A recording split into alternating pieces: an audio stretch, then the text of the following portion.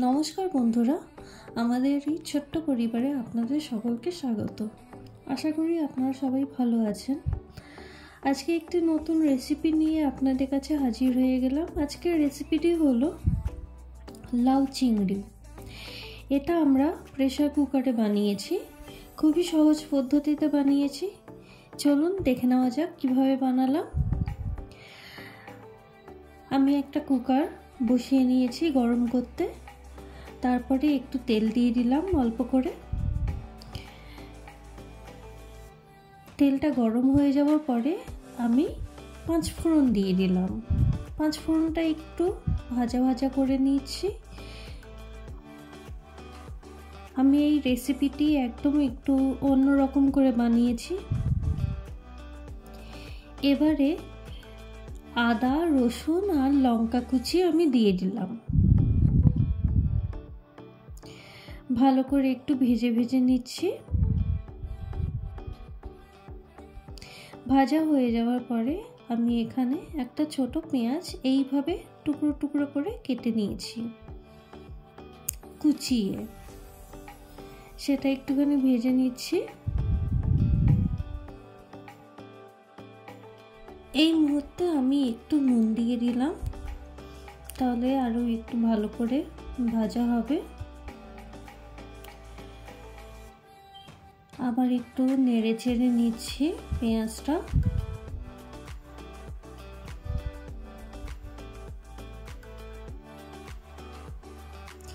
পেঁয়াজটা আমার একটু ভাজা হয়ে গেছে, দেখুন একটু লাল লাল হয়েছে। এই মুহূর্তে আমি দিয়ে দেব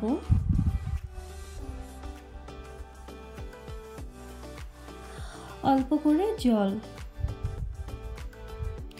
এখানে আমি গরম জল ব্যবহার করেছি, খুব গরম নয়, উষ্ণ উষ্ণ গরম জল ব্যবহার করেছি।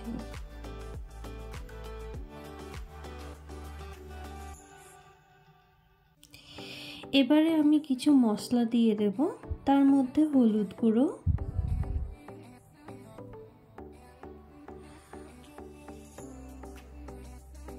এবারে একটু দেব কাশ্মীরি লাল লঙ্কার গুঁড়ো,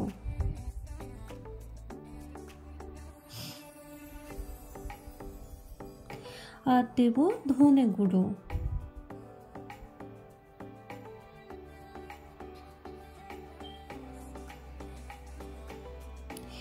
এবারে খুব ভালো করে মিশিয়ে নেব। আমি এখানে জিরে গুঁড়ো ব্যবহার করিনি।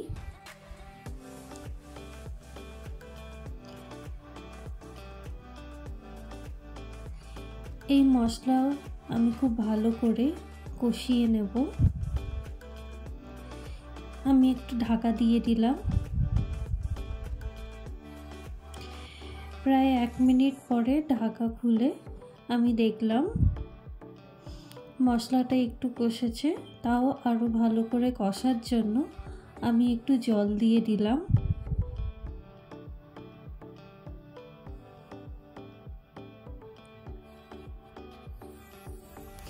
মশলা যত কষবে তত বেশি ভালো রং আসবে। আমার মশলা কষা হয়ে গেছে। এই মুহূর্তে আমি দিয়ে দিচ্ছি টমেটো।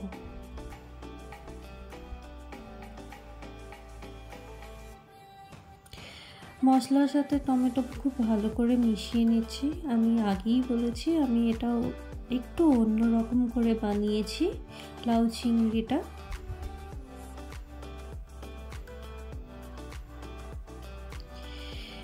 আর একটু নুন দিয়ে দিলাম।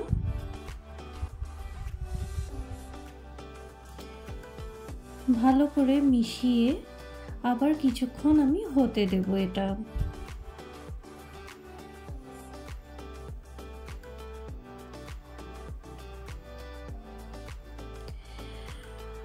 আমার মশলাটা খুব ভালো করে কষা হয়ে গেছে, টমেটোটাও নরম হয়ে গেছে।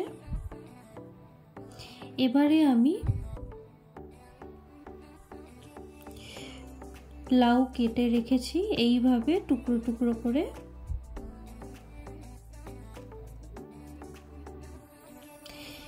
এবারে এই লাউটা আমি দিয়ে দেব।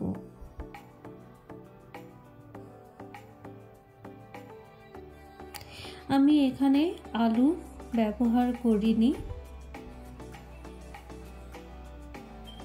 লাউটা খুব ভালো করে মশলার সাথে মিশিয়ে নেব।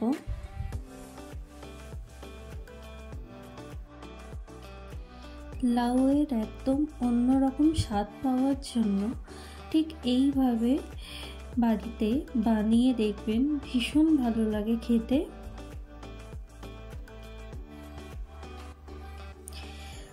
রুটি পরোটা সাথে জাস্ট ফাটাফাটি লাগে, ভাতের সাথেও খুব ভালো লাগে। আমি এখানে অল্প করে গরম জল দিয়ে দিলাম।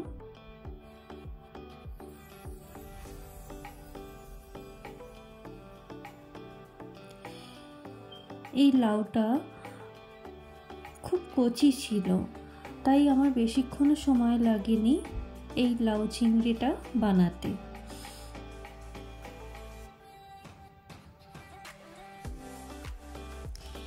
এবারে আমি ঢাকা দিয়ে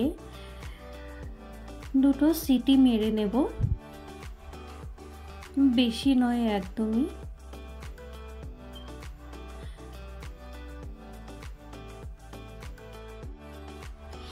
সিটি পড়ে গেছে। এবারে আমি ঢাকনাটা খুলে দেখলাম,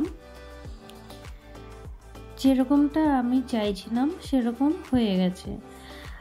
লাউটা খুব ভালোভাবেই সেদ্ধ হয়ে গেছে, দেখুন।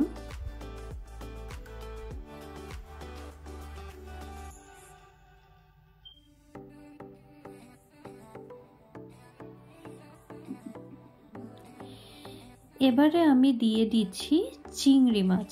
এগুলো আমি আগে থেকে একটু ভেজে রেখে দিয়েছিলাম। এই চিংড়ি মাছগুলো এবারে আমি লাউয়ের সাথে ভালো করে মিশিয়ে নিচ্ছি। বন্ধুরা, যারা আপনারা নতুন এসেছেন অবশ্যই একটা সাবস্ক্রাইব করে দেবেন এবং বেল আইকনটি প্রেস করে আমাদের পাশে থাকবেন। কমেন্ট করে অবশ্যই জানাবেন কেমন লাগলো, আর লাইক দিতে একদমই ভুলবেন না। এই মুহূর্তে আমি দিয়ে দিচ্ছি অল্প করে গরম মশলা। ভালো করে এবারে আমি নেড়ে চেড়ে নেব, যাতে গরম মশলাটি ভালো করে মিশিয়ে যায়।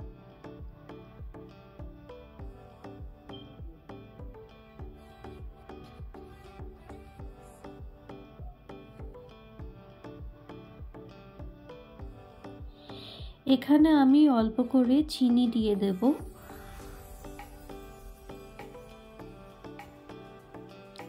আপনারা চিনি দিতেও পারেন, নাও দিতে পারেন, কিন্তু চিনিটা দিলে মশলার তিক্ততা থাকে না। এবারে আমি ধনেপাতা দিয়ে দিচ্ছি। আপনারা অবশ্যই জানাবেন কারা কারা ধনেপাতা খেতে খুব ভালোবাসেন, কমেন্ট সেকশনে অবশ্যই লিখে জানাবেন। লাউ চিংড়ি আমাদের একদম রেডি। দুর্দান্ত হয়েছিল খেতে। আপনারাও বানাবেন এইভাবে বাড়িতে, ভীষণ ভালো লাগবে। কমেন্ট করে জানাবেন আপনাদের কেমন লাগলো। সাবস্ক্রাইব করতে একদমই ভুলবেন না, লাইক শেয়ার অবশ্যই করবেন। আর বন্ধুরা, দেখতেই পেলেন আমরা খুব কম সময়ে খুব সহজ পদ্ধতিতে প্রেসার কুকারে কত সুন্দর করে বানিয়ে নিলাম এই লাউ চিংড়ি। দেখা হবে অন্য আরেকটি ভিডিওর সাথে। ভালো থাকবেন, সুস্থ থাকবেন। ধন্যবাদ।